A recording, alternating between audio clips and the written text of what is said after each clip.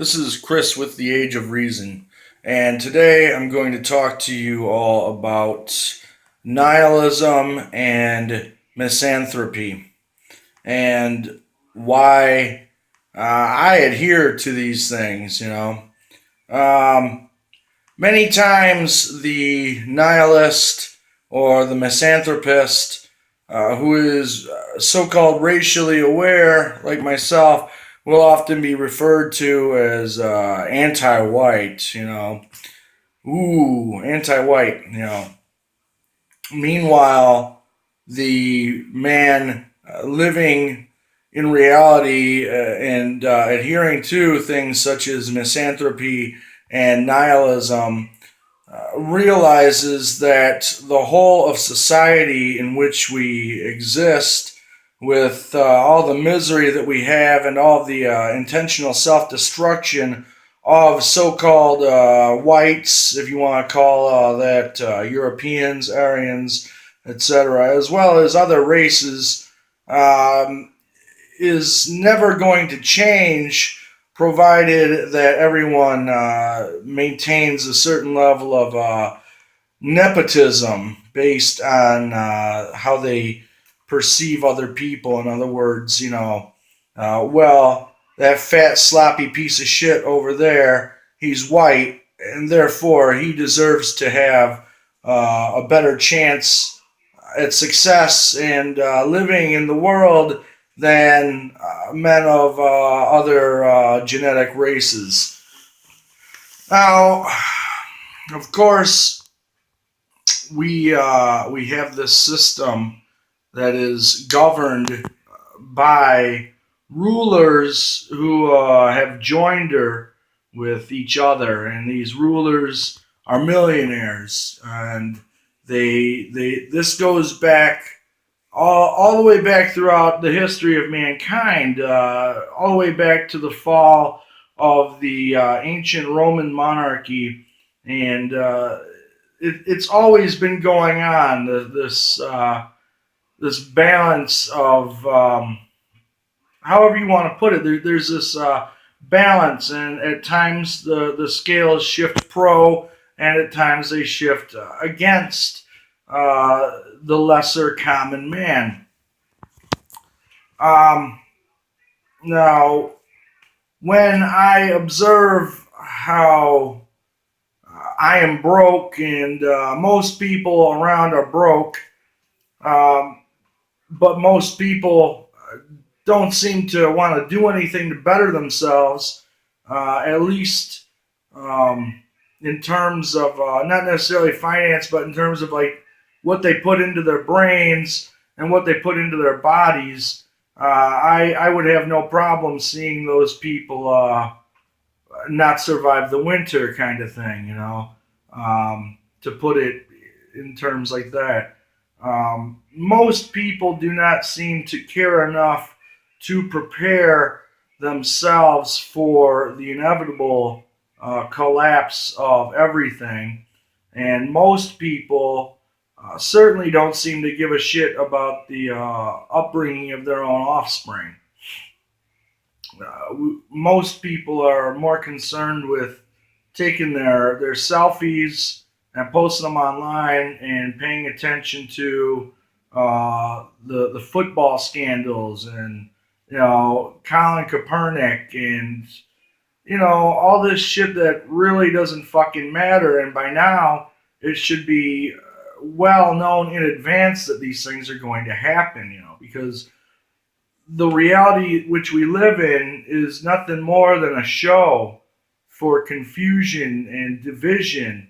And I have no problem with seeing people who cannot observe that and take notice of that and process it and accept it. I have no problem with seeing those people not succeed into the next year, into the next season. Of course, that doesn't mean that I wish for people to be slaughtered or anything like that. And that's something else that comes back to the great fear of some looming World War III. People think that I'm fucking crazy because I don't believe in World War III anymore. People say, well, How the fuck can you not believe in World War III? Dude, it's just around the corner. It's just around the corner. It's coming. It's been around the corner, quote unquote, for decades now, and it hasn't yet happened. Instead, what has happened, however, is the continued decay of the moral standard of society throughout the world. That's World War III. The moral decay of society the world over is the world war. That's where it stands. And if people can't realize that and accept that, they just think that these strictly Jews are allowing these foreigners to invade their countries. If they strictly adhere to this that one specific tribe and not at all their Shabbos Goyim politicians who also open these doors, well then they're not paying enough attention, you know. And these are the kind of people who are not going to be able to adequately survive in a so-called shit hits the fan scenario because they have failed to realize how deep this shit actually goes. And that's why I get so sick and tired of the strictly pro-white agenda going on, you know. And this is why, again, people always call me, oh, you're fucking anti-white, you don't care. Oh, I don't. What does that even mean? You know, what am I? You know, I am a man of Germanic descent, Swedish descent. Um, you know, what does anti-white mean when it's not in my power to control how these fucking Jew bastards and their Shabbos Goyim politicians and bankers go about leading the world into self-destruction. It's not up to me. There's nothing that I can do about it. What can I do about it? I can try to do what I'm doing here, and that's trying to open the minds of men who will listen. Open the minds, the eyes, and the ears of men who will listen to how I see things, you know, and hopefully make some kind of benefit in the individual paying attention, at least. Um, so yeah, do I think that anything is going to happen like this nuclear holocaust that they've been talking about since the 1980s and probably before then? No, I don't think so, because I don't believe in nuclear weapons anymore. You know, and that's something else that people think that you're absolutely batshit crazy over. If you go there and say, I don't believe in nuclear arms, I don't even believe in nuclear power anymore, they say, well, you're anti-white because you're denying the brilliant technology that whites have created. Whites have allegedly created. You know, I don't know if these fucking nuclear arms exist. And if they really do exist, I don't see how they would be anything to be proud of. These are tools of ultimate death and destruction. So anybody who wants to be linked to ultimate death and destruction, I'm not interested in knowing people like that. I'm interested in knowing people who are capable, again, of understanding and comprehending how fucked up the whole thing is. And what's going to happen eventually, you know, is everybody's going to continue to march in line with this neo-political order, and only those who are knowledgeable in how to repair and prepare and take advantage of the resources around them are going to be able to survive. You know. So yes, nihilism. You know, that's the ultimate black pill. You know, and I consume the black pill every day. You know, um, misanthropy, the hatred for mankind. Yeah, for most of mankind, yeah, for the average citizen, the average standard issue citizen who really doesn't care about how they raise their children, who doesn't really care about how the law will strangle you, who doesn't, is just completely oblivious so long as they have their pop culture feeding their brain and fueling their life. I have no problem not wanting to see people like that continue. You know. And what's the difference if it's a so-called white man or a so-called black man or any other man? I have no interest in seeing anybody who is stuck in this pop culture society um, go any further. No interest. They're not going to. That's the thing.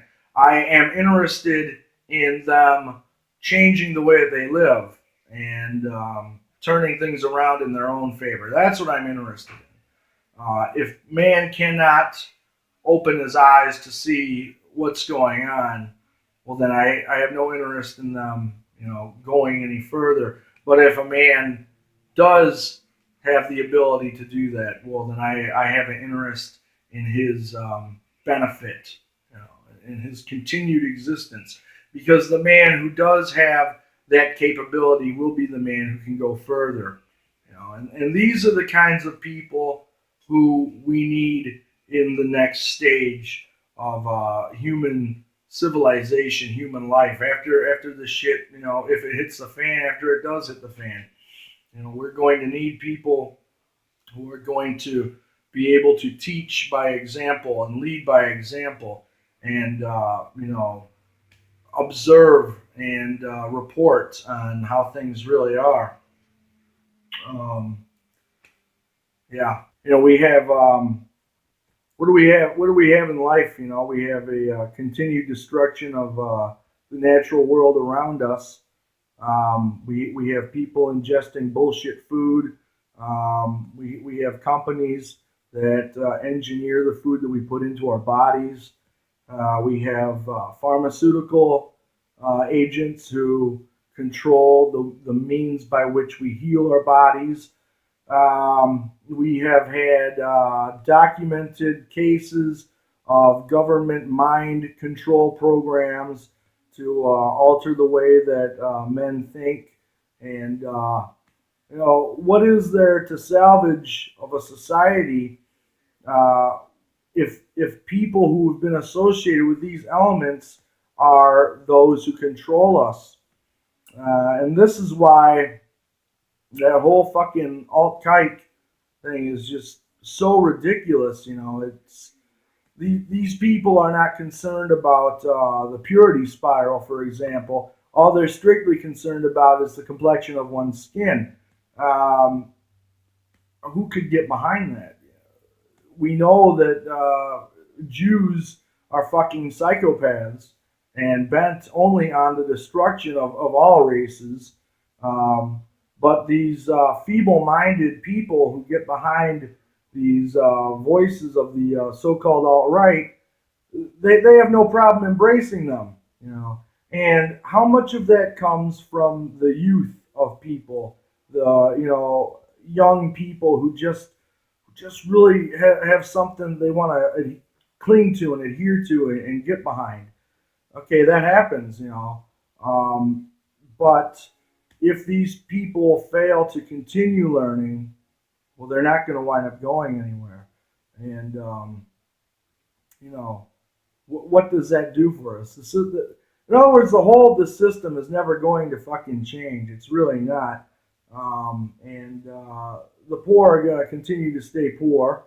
Um, and nothing's really ever going to fucking change. People really enjoy talking about communism, and the first thing that they want to do is they want to label anybody who is left wing minded as a communist. However, they don't. A lot of people don't fully understand, don't fully comprehend how communism actually works, and that communism itself is a form of government controlled capitalism. Now, we already have a form of government controlled capitalism.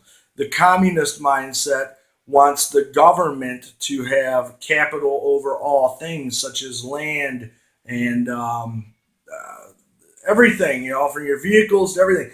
And we are getting there. We are getting there. There is an agenda to remove vehicles from the hands of men, from the households of families, with the self-driving car thing. And, we already have prices for vehicles shot up through the roof. So if you want to be able to afford one, you have to be in a certain classification of society to begin with. Failing that, you're going to rely either on your 2 feet or the various means of public transportation in your community, which are always piss poor, and sometimes even have poor people pissing on them. Just have any look at bus footage in cities like Detroit or New York or various places of California, or for New York, examine footage of what happens on subway trains. These are piss poor methods of transport, and people still have to pay for them. You know, so it's nothing but a nonstop class warfare. And people, like I say, people really don't understand how communism actually works, and how it moves its way through the generations of life. A lot of people are completely unaware that the fall of the Berlin Wall, for example, was a government created psychological operation, just like 9/11 and things like that. And the reasoning for it was to give the facade that communism had fallen. However, nothing could be further from the truth. Mikhail Gorbachev had said that the face of communism must change, but fear not, comrades, communism is not dead. We can go back further into communist world history, and Vladimir Lenin also had said the same thing. He had said that in order for communism to succeed, it is going to have to change. Okay? So, what do we have? We have a system where communism found a way to adopt a certain level of capitalism. And we can see this in places like China. China has a bustling capital society. People are making money out there. Companies are thriving. Otherwise, all of our jobs wouldn't be going over there, right? But at the same time, the country itself is still under the umbrella of communism. And, it's because of things like communism and the joinder, the neo-communism, the joinder between capitalism and communism, that we have things like the outsourcing of the jobs in all countries, not just America, and why we have the increase of poverty and the increase of the destruction of man at the personal individual level, as the government society allows the goyim slaves to have access to as many personal poisons as they like, but having access to something that's fundamentally good for them and their family, such as a piece of land, that's really far out of the way of many people. We have to consider that most people in this country are below poverty level. And that means that most people will live and die being property renters rather than property owners. And their children will probably be given the same lot in life, which is why it's important that we understand and know how to raise our children to be better people. It is my responsibility to raise my daughter to be the best person that she can be, so that she doesn't dress like a prostitute when she gets older. It is your responsibility to ensure that your children are raised to be the best people that they can be. I have friends all over the country whom have moved, who I grew up knowing, and I have seen video footage of their little girls at toddler age booty dancing and stuff, on things like Facebook. And these kinds of posts generate tons of thumbs ups, and oh, it's so cute, and the heart, and I spoke out against it, and everybody thought I was just like the worst bastard ever. Oh, you're taking it too far, Chris. It doesn't mean anything. She's not necessarily going to grow up to be some So whatever. I'm not going to use a nasty pejorative, because I do care about people. Even though I have this level of misanthropy as well, and this level of nihilism, but I think a lot of it just comes out of frustration.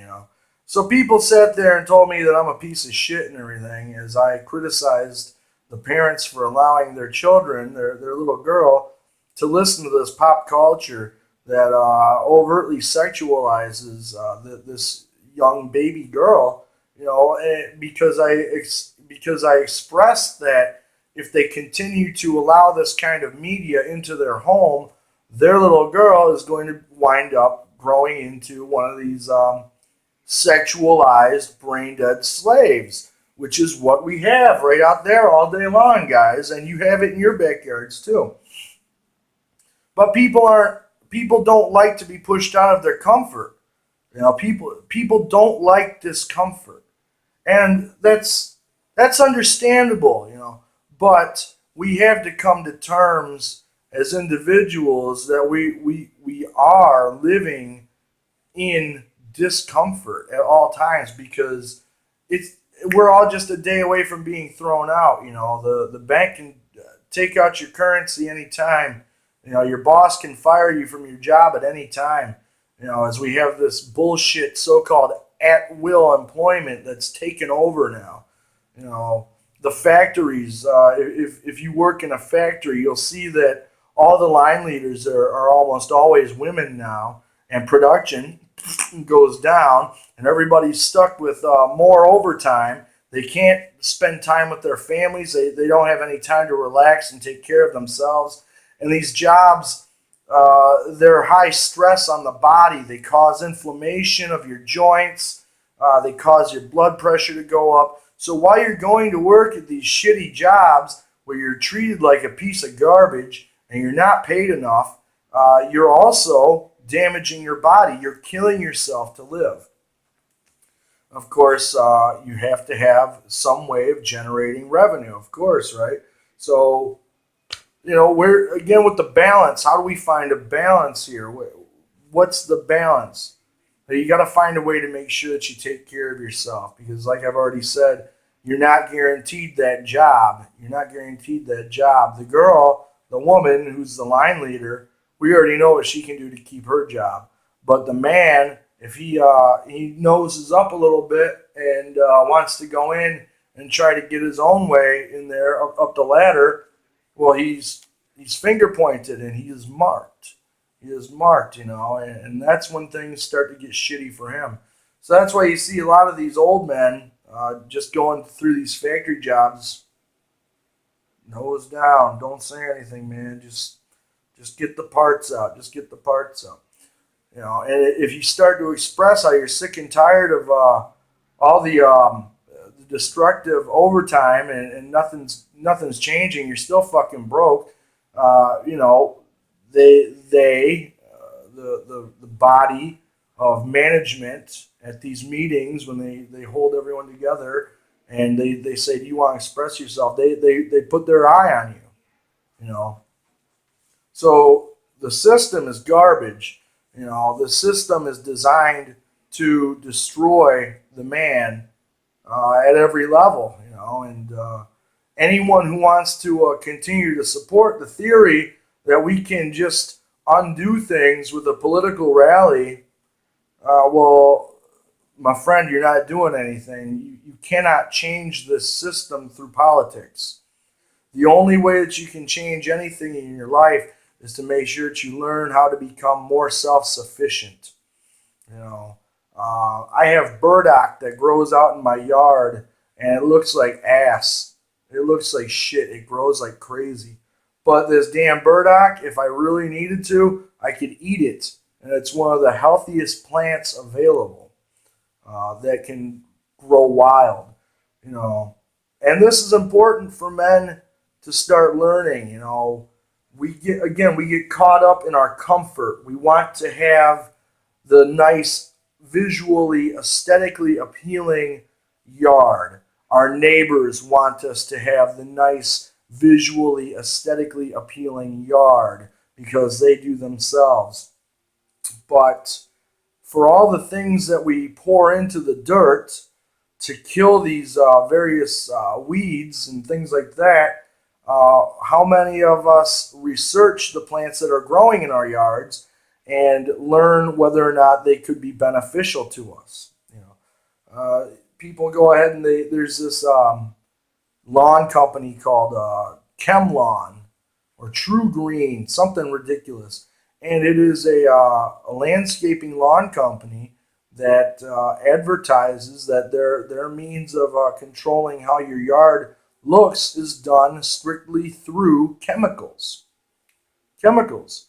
So here's that Monsanto link.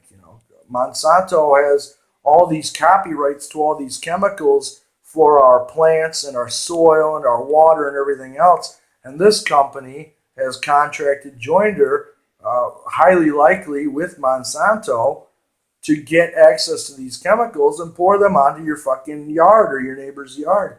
And who knows what the fuck is going back into your groundwater then. And then we have, with the groundwater, under the corporatocracy of the United States, we all have to have our city water. If we wanted to dig a well on the property that we own or rent in the city municipality, that's illegal. Why would that be illegal? Well, because the city's not getting their fucking cut. They're not getting any of their money. Go around your local neighborhoods and observe things like playgrounds and things like that, and you'll notice more and more frequently, if not all the time, that they're vacated. There are no children playing on the playgrounds anymore. You will usually find a group of young fucking teenagers hanging out in the playground during the twilight hours. But very seldom will you see actual children playing in the playground. And why is that? Well, because mom and dad aren't taking their children out anymore. Let's say it's raining and shitty outside. We're getting into winter here in Michigan. Let's say that it's snowy and icy. Well, mom and dad doesn't want to have to go there. Well, the children do. Remember when you were little? You would have played in anything. Children, we run through fucking swamps and shit, There's my little girl out there, But mom and dad doesn't want to be put at a discomfort. Nothing can alter our comfort. What's comfort? What is comfort? I have secondhand everything, and I make the ultimate best out of it. What is comfort? I don't even know. And I've been in the homes of people who have money and have so-called comfort, But what does it do for you? It makes you weak. Comfort makes you weak, Comfort makes you slow and sluggish and weak and mundane and boring, and it cancels out many ways that your brain works. You don't think the same if you're thinking comfortably. Think about a man in prison or a man in jail. He is not in comfort. And what's he doing while he's not comfortable? He is filling his brain with books. He is reading. He might be talking to other inmates about how he can get out through the legal procedure. He might be learning law, jailhouse law. What does comfort do for you? In other words, it keeps you in the box. Here's some entertainment. Here's some TV shows. Here's the football game. Here's a case of beer.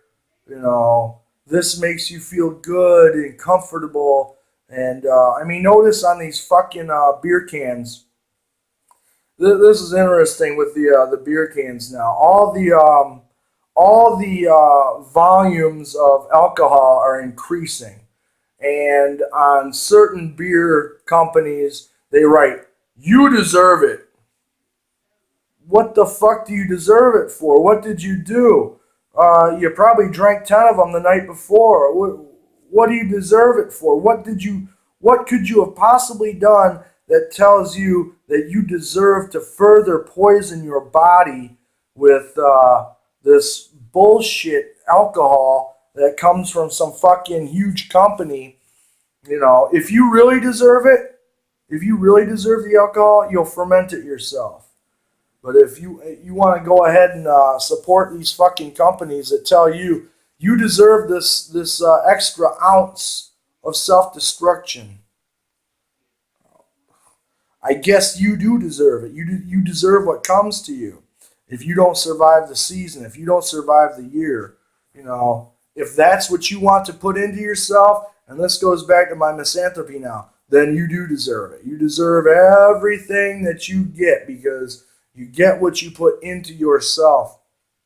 40-ounce bottles of alcohol are now at 42 ounces, 22s. 20 ounces started at 20s, then they went to 22, the double deuce, then they went to 24s, and now they're up to 25, 26 ounces. And these are really cheap. They're really fucking cheap. They're $1 a can. And this shows us that the government has no problem with you putting this shit into you, because if you put enough of it into you, you wind up getting scooped up by their fucking, by their hooks, by their fucking agents out here, their police, So you spend money to poison yourself, then the government scoops you up and you got to spend more money that you don't have to get yourself out of it. And then let's say that you are driving, then they hit you up with fucking all kinds of extra bars, financial enslavement, because money is nothing more now than the whip, the slave master's lash, and so they have no problem taking your fucking money from you. No problem. They'll give you all the self-destruction that you love. They have no problem taking your money away from you, your freedom away from you, or your life away from you. And so that's why it's important that men start to really pay attention, like I tell you guys. And hopefully, I'm pretty convinced that anybody listening to me is paying attention. But I really hope that, man, you will go ahead and try to make your own brothers, your neighbors, and your families pay attention as well, because that's the only way that things really make a benefit. We're not going to change the country based on fucking a vote. We're not going to do that. But we can change our families and our personal individual lives by helping enlighten our brothers and even our uncles and our cousins and our neighbors. We got to try to tell people. And not everybody wants to hear it, but some people do.